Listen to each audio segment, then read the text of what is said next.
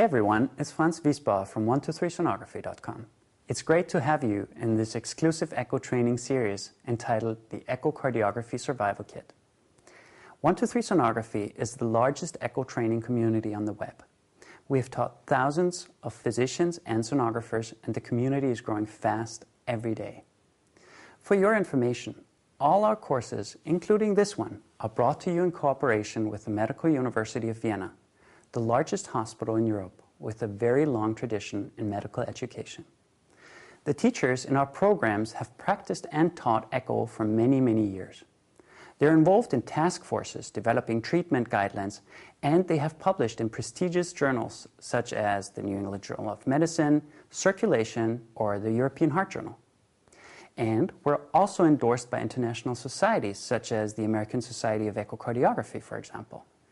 This just goes to show that the quality you'll get on our platform is cutting edge and state-of-the-art.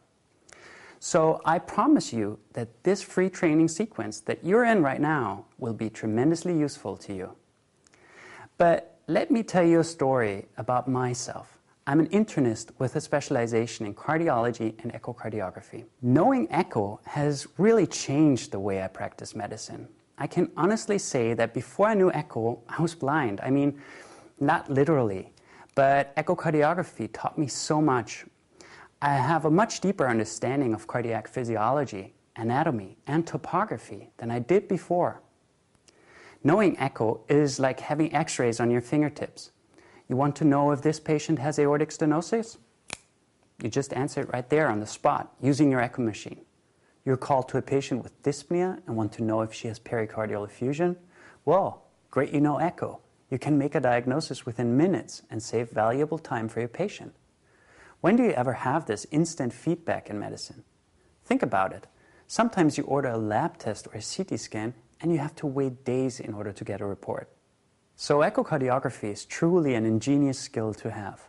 It will totally change the way you'll practice medicine. We have created this free training series for you so you can supercharge your skill set as well as learn the art of echo from us. It has taken us many, many years of training in order to acquire the knowledge that we're about to give to you. So stay tuned, and we'll be sending you the links of our training videos directly to your inbox. So take good care and enjoy the learning experience. And now enjoy this first training video brought to you by Tommy Binder. For who is this course? Well, it's for those of you who are new to echocardiography, those who want to learn echo or need echocardiography in other settings such as the ICU, the emergency room, or anywhere else where the knowledge of cardiac function and disease makes a difference. My name is Thomas Binder, and I'm going to host this course for you. Did you ever come into a situation where you wanted to just get a very quick glimpse of what the problem is? Well, I'm sure you did, because that's what medicine actually is all about. But we as clinicians usually send these patients off to some kind of a test, and we have to wait until the result is back. With ultrasound and with echocardiography, we can do it ourselves. We can immediately see what the problem is. I would like to show you what you can find in the box, what kind of pathologies, and how to deal with them. Well, here is an example. This is a patient who came to the emergency ward with dyspnea. One very quick look at the heart, and you can see that left ventricular function is completely normal. He just simply does not have a cardiac problem. Here's another example. This patient came with a stroke. You take a look at the heart, you find a thrombus. Well, that's his problem.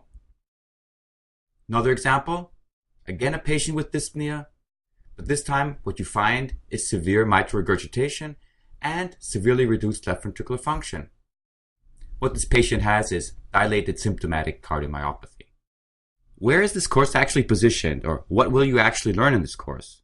Well, you might be aware of the so-called pyramid of competence, which is suggested by the international societies. The bottom of this pyramid, or the foundation of echocardiography, are the skills that you need to perform echocardiography in an emergency setting. FEEL and FATE. FEEL is the abbreviation for Focused Echo Evaluation in Life Support, while FATE means Focused Assessed Transthoracic Echocardiography. In this course, you won't find anything that has to do with FAST, which is Focused Assessed Sonography in Trauma, so a completely different area. If you reached level 1 competence, it means that you can already perform a basic echo exam and diagnose the most frequent pathologies that you will encounter in daily practice. For level 2, you are then already an expert clinician, and you can also cope with difficult situations. You can also perform TE, you do research, and you also teach. If you reach level 3, then you are at the top of the pyramid. You are a real echo expert, you can monitor invasive procedures, and you perform specialized modalities, for example, 3D echo, speckle tracking, or contrast echocardiography. So this is basically your path. I would like to show you how the Echo Survival Kit might help you to get all the way to the top. Well, what we will provide is basic information which covers emergency echo, but also level 1 competence, and might also touch in certain areas on level 2 competence. To do that, we had to somehow shrink the content. So we put all the information together, condensed it, only took the important parts, and made a course out of it. This course we then divided into 4 different sections, and we gave them different names, such as Basics of Imaging, the left ventricle, size, shape, and function, the heart valves, and finally Bits and Pieces. You will get all 4 different sections in separate videos. So let us start right away, and let's start with the basics of imaging. Obviously, we first have to learn how to image the heart, because if we can't see the heart, if we can't generate nice images, we won't be able to see what we have to see. But even though echocardiography is fun, and even though there are many similarities with other modalities or other things such as photography or filming, we need to first start with the building blocks. First, let's turn to the question, with what do we actually image? Obviously, we need a transducer, and there are many different transducers with different footprints and frequencies. They all look different. So the important thing is to grab the right transducer from the machine in the first place. I've seen people taking transducers which are actually used for the abdomen to image the heart. So how does a typical transducer we use for echocardiography look, and what kind of a transducer is it? We use the so-called phased array or matrix transducer, which have a number of capabilities which make them ideal to image the heart. First of all, they have a very small footprint, which allows us to get in between the intercostal spaces. You'll see later why this is important. And then we can steer the ultrasound beam in such a way that we generate a sector which can be adjusted to be either more narrow or more wide. The frequencies we use in echocardiography range somewhere between 1.8 and 8.0 megahertz. However, be aware that we use so-called harmonic imaging frequencies, which means that we have a different send and receive frequency, where the receive frequency is usually double of that of the send frequency. For you, this only means that you will have 2 numbers on the transducer, the send and the receive frequency. A few things are important to know about the transducer. The first thing is that there's a marker which shows you where the orientation on the screen is. You can also feel the marker here. The second thing is that the crystals and the ultrasound beam is emitted from a rectangular area. So it is not the same if the transducer is oriented in this direction with respect to the intercostal space, or this direction, because here you will obscure your view. The other thing that is important is that if you need to tilt the transducer, you will have the problem that you will obscure your view if you tilt it this way. So in this case, you'll have to move down a bit, move away from the ribs, and then you will get a good view within or in between the intercostal space. The transducer, or actually the crystals within the transducer, generate ultrasound waves which have to follow the principles of physics. They can be defined as having a specific individual wavelength, a specific frequency, and amplitude. An important property of ultrasound, and also the reason why we get images with ultrasound, is related to the fact that the ultrasound is partially reflected when it hits a boundary. In tissue, we have many different boundaries, and so we have many different reflectors. These reflected ultrasound waves then again come back to the transducer, and because we know the time it took for this reflected wave to get back to the transducer, we can also determine where the point of reflection was. So basically, the principle is very similar to what we use with radar or sonar technology. In diagnostic ultrasound, we don't only use one ultrasound beam, but we use several beams. Thereby, we can create a two-dimensional image, which has a certain depth and a certain width, where we have reflectors along the surfaces. But what determines if the image quality is good or not? Well, certainly plays a role if you have a good machine and if the patient is easy to image or not. The scan line plays a role, how wide the sector is, if you use a high frame rate, and the imaging frequency, as you will see later, is also important. And you can do a lot with the image by using different post-processing tricks. But at the end of the day, what really counts is you. In this course and also on our platform, I will give you a number of different tricks which will make you better at imaging. But one thing that I cannot spare you is that you will need to practice. One important little trick which is rarely done is that you can adjust your imaging frequency on the machine to adapt to the size of the patient. If you have a very slim patient, use a high frequency, while you should use a low frequency in patients who are very adipose or very heavy. Why is that so? Well, with low frequencies, you have a better penetration. You can get to the structures you want to see, while with high frequencies, you have a very good resolution. Ultrasound in general, unless you're talking about 3D ultrasound, is a cut plane technique, which means we can see inside of structures. This is a neat thing, however. To really understand what you're imaging, you have to have a good understanding of anatomy, and you also have to perform a mental reconstructive process. But this is not so difficult, in most situations at least. Take a look at these images here on the left and you will immediately recognize what we're imaging here. This is obviously a fetus. And you will see, with echocardiography, it is not much more difficult. To help you with the orientation, all ultrasound machines have a little marker somewhere in the image. This corresponds to the marker on the transducer, the one you saw before. It also denotes where you are. In other words, in this case, on the left side of the chest, close to the transducer. So, in this case, what we have here is the left ventricle. When you use the machine, don't be scared away by the many buttons. You don't need most of them anyway. But one button that you will certainly use is the so-called gain button. Here's a short video that shows you how this is done. Probably the most important button in echocardiography on the machines is the gain button.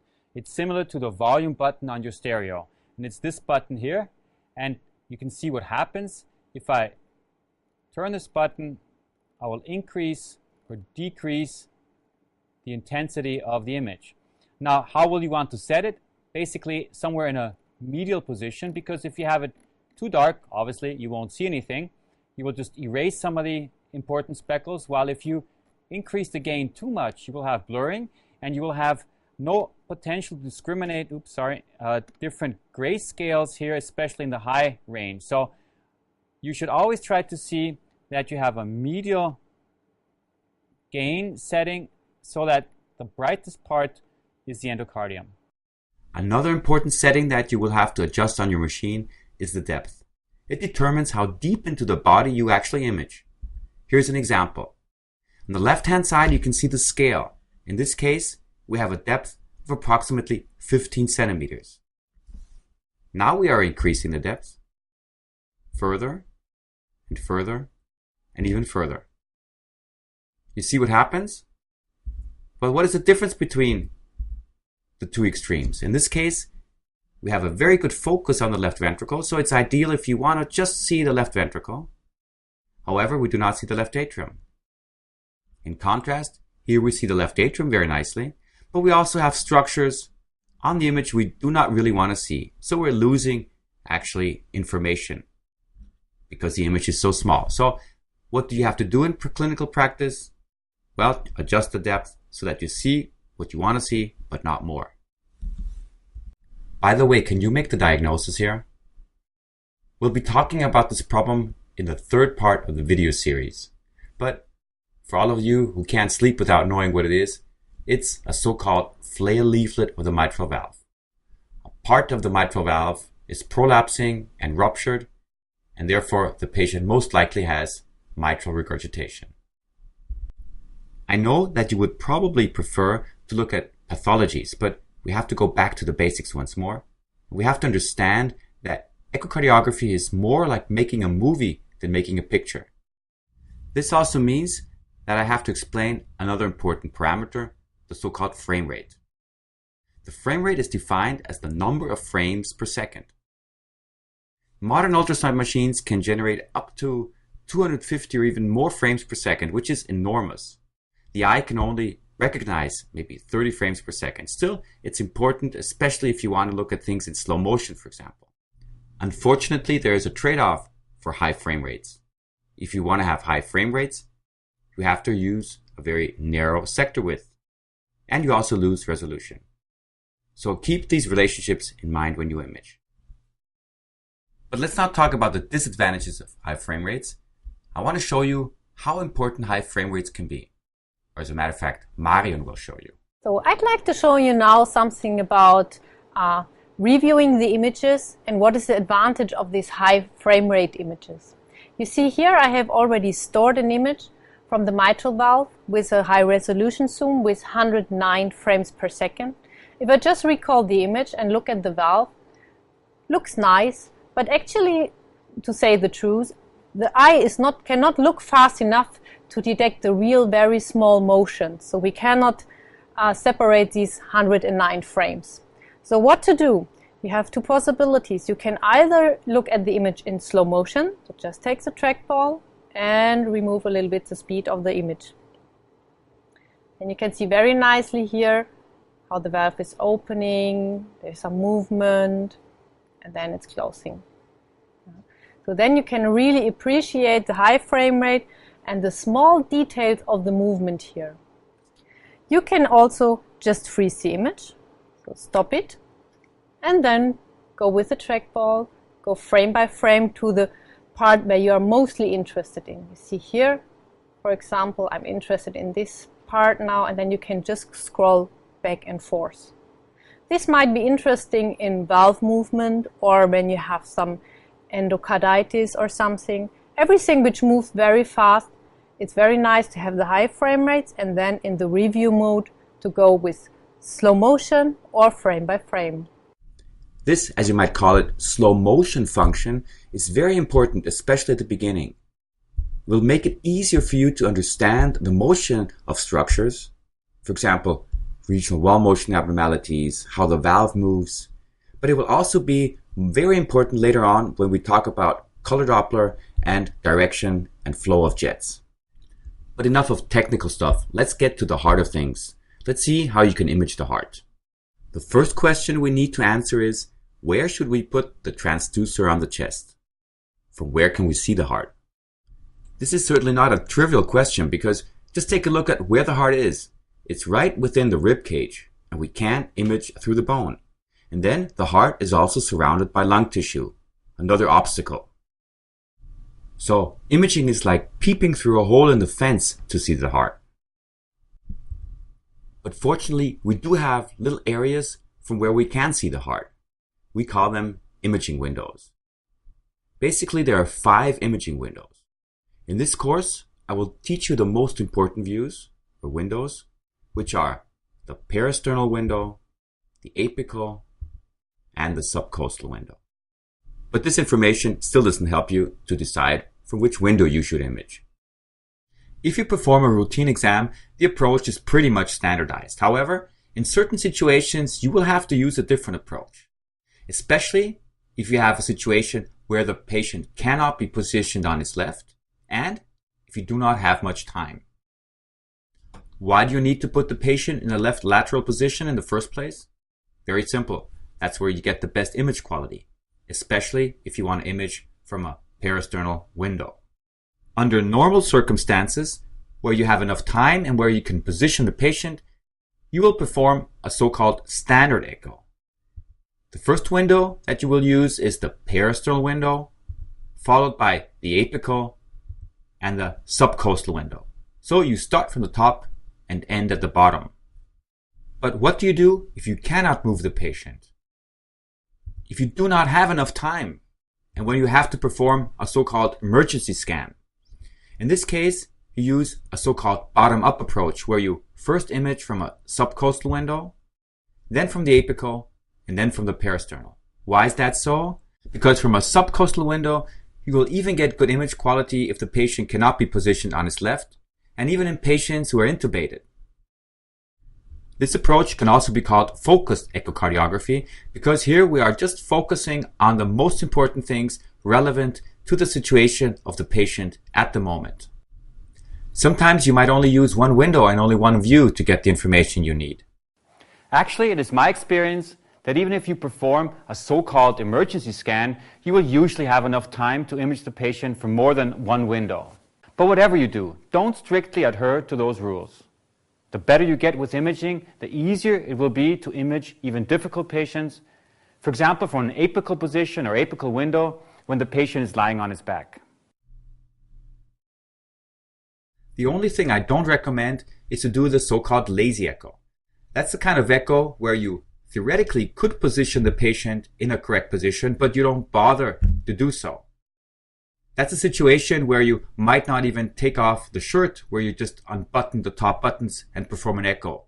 This is not very good because in those instances, you're very likely to miss important diagnosis because your image quality just won't be where it should be. There are also some other reasons why you should try to stay flexible and try to use as many views and windows as possible. Simply because some pathologies can only be seen in certain views. I will show you some examples. The apical window is ideal to see the apex. So that's where you will also see a thrombus. Thrombi are usually best seen from an apical view.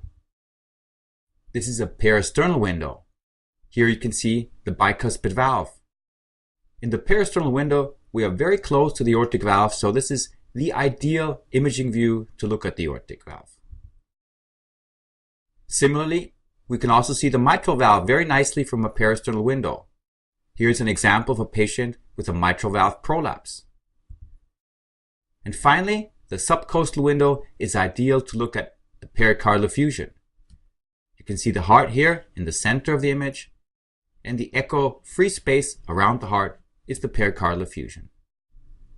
In this and in the following video lectures, you will see a number of examples which display how important it is to look at structures and pathologies from different angles and different views. After all, they are three-dimensional. Are you ready to learn how to image from the specific windows? Let me start with the subcostal window. As already mentioned, this is the window that you should use if you cannot position the patient and if you want to image, for example, pericardial effusion, but also other pathologies. It is located right down here underneath the xiphoid, and what you have to do is you have to angulate the transducer more to the left because obviously the heart is more on the left. You can generate numerous different views from a subcostal window. I will show you the most important one, which is the subcostal four-chamber view.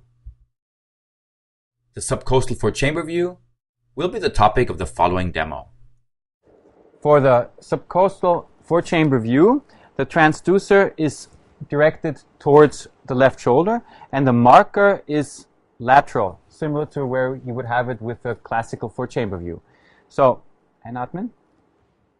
So what do we see here? We see the four chambers, left ventricle, left atrium, right atrium, with the interatrial septum, and here we have the pericardium, and you can see even the fossa ovalis very nicely here. Again, for review, this is the subcostal four-chamber view. This is the left ventricle, the right atrium, and the left atrium. Here we also have a small portion of the liver visible. What other structures can we see? The interventricular septum, the tricuspid valve, the mitral valve, and the interatrial septum.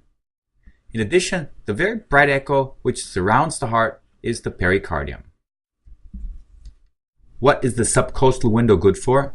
Well, a number of things. First of all, to look at right ventricular function and size, to see the interatrial septum, and the pericardium, specifically to look for a pericardial effusion.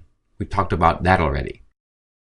For the sake of completion, which other views could you generate from a subcostal window? First of all, a very nice view that shows you the inferior vena cava, and you can also generate subcostal short axis views, both of the ventricle and the base of the heart. A lot of information, I know. I hope you're still on track. Let's go on. The next window I would like to show you is the apical window. It is probably the most important window of all because this is the view where you can see the most pathologies. It is located in the fifth intercostal space. The most important view by far of all views that you can generate with echocardiography is probably the four-chamber view. The following demo will show you how to acquire the apical four-chamber view. The four-chamber view is probably one of the most important views in echocardiography. First of all, it's a view where we see very many structures, and then it's also a view from which we can find all the other structures more easily. So I'll show you how to orient the view, and then also which details you can depict. The four-chamber view should be oriented in such a way that the septum is parallel to the ultrasonic beam. It is furthermore important to really check that the atria are as large as possible, because if you're down like this, then you don't have an optimal four-chamber view. So you have to tilt until you really get large atria. And if you do so, you can see the following structures. We have the lateral wall of the left ventricle, we have the septum, we have the right ventricle with a moderator band, we have the lateral wall of the right ventricle, then we have the left atrium, the right atrium, the interatrial septum with the fossa ovalis, we have the tricuspid valve with the septal leaflet, and here the mitral valve with the anterior leaflet, the posterior leaflet. A short review. What we see is the left ventricle, the right atrium, the left atrium. But as a side note, just take a look at the image quality. Isn't that spectacular? Of course, you cannot get such an image quality in all patients, but if you can, I guarantee you it is superior to cardiac magnetic resonance imaging. Back to what the four-chamber view has to offer. What else do we see? We see the mitral valve, the interventricular septum. This here is the apex of the heart, the tricuspid valve, and also the interatrial septum. What are some considerations with respect to the apical window and the four-chamber view? Usually you will find it in the fifth intercostal space, but sometimes you will have to move the transducer much more laterally. Sometimes you will even image patients from the back, especially if patients are very heavy and overweight. Problems you will encounter if patients are also very, very slim.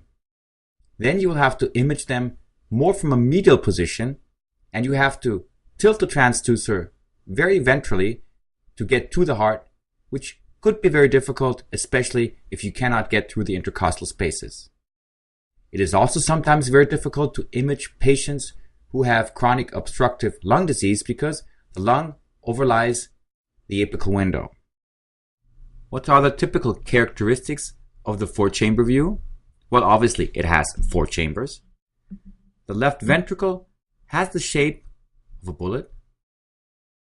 The left ventricular wall is thicker than the right ventricular wall. And you can see both the mitral and the tricuspid valve, with the tricuspid valve inserting more towards the apex opposed to the mitral valve. What is it used for? It's a global view which allows you to assess size and function of the left ventricle and also the function of the right ventricle and the heart valves. Do you want to have a little training tip? What you can do to improve your imaging skills is to try to image someone on his back from an apical position. You will notice that you have to be very exact with your transducer position. You will be surprised how often it is possible to get a decent four-chamber view. And you will be happy to be able to image patients in critical situations when they cannot be positioned decently. The last window of this tutorial is the parasternal window. Here I'll be talking about the parasternal long axis view. It's called the long axis view because we're cutting the heart along its long axis. Thereby, we're cutting through both ventricles, through the left atrium, and also through the aorta. But let us see how we can generate such a view. Now, if you want to orient the long axis, you therefore need to point the marker of the transducer towards the right shoulder. Again, I'll show you the parasternal long axis view, and you can see nicely how the pointer is actually oriented towards the right shoulder, or in his case, somewhere in the region of the clavicula. Now, what do we see in the parasternal long axis? This here is the right ventricle, the interventricular septum, the basal parts. This here is the moderator band. We have the left ventricle. We have the posterolateral wall. We have the LVOT, the outflow tract. This here is the aortic valve, the aortic root, the aorta, the ascending aorta. This is the left atrium. This is the descending aorta, which we hit orthogonally. This is the coronary sinus. And here we have the anterior and the posterior mitral valve leaflet, and also the papillary muscle. Here's another example of a parasternal long axis view. The right ventricle is very close to the tip of the transducer because the right ventricle is located anterior. This is cranial, and therefore this must be the ascending aorta. The left atrium is more posterior, and more caudal is the left ventricle. What other structures do we see? The aortic valve, which has a T shape, the interventricular septum, especially the basal portions of the septum, and the mitral valve with the posterior and the anterior leaflet. Right in here, this little spot here would be the coronary sinus. Very difficult to see, but it is somewhere right in here. What is the parasternal long axis view good for? It's also a global view, but it has a disadvantage. In reality, we do not see the apical parts of the ventricle. So it's inferior to the apical four-chamber view, for example, in estimating size and function. What we can see very nicely with the parasternal long axis view is the aorta and the aortic valve, and also the mitral valve. We're very close to these valves, and we get a fairly good resolution here. You probably realized that by turning and twisting the transducer, you can get completely different views. You can also modify the parasternal long axis view.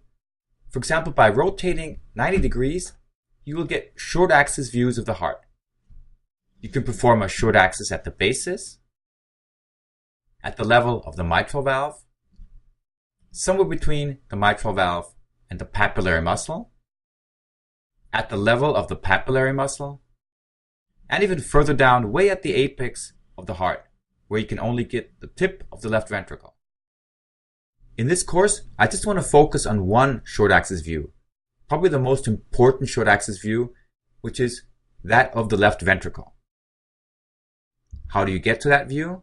You start out from a parasternal long axis view, get the left ventricle into the mid of the sector, and then rotate clockwise.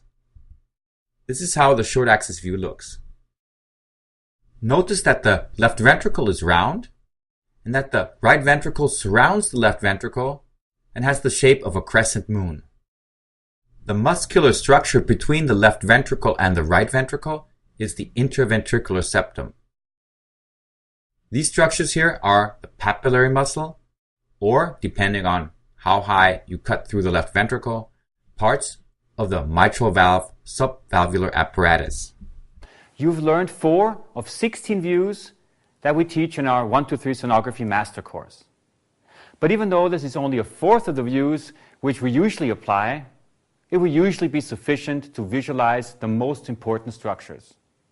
In particular, you will be able to assess left ventricular function, the pericardium, and the most common forms of valvular heart disease. One more thing you need to know before you are familiar with the basics of echocardiography. We need to talk about Doppler. When Christian Doppler, an Austrian mathematician and physicist, published his work entitled On the Colored Light of the Binary Stars and Some Other Stars of the Heavens, he was not really looking into developing a device for ultrasound which allows us to measure the velocity of blood flow. But based on the principles that he described, we are now able to do this with ultrasound. You probably all know this phenomena. Listen closely as the Accelera Express, which is the fastest train of the US, passes through the railway station.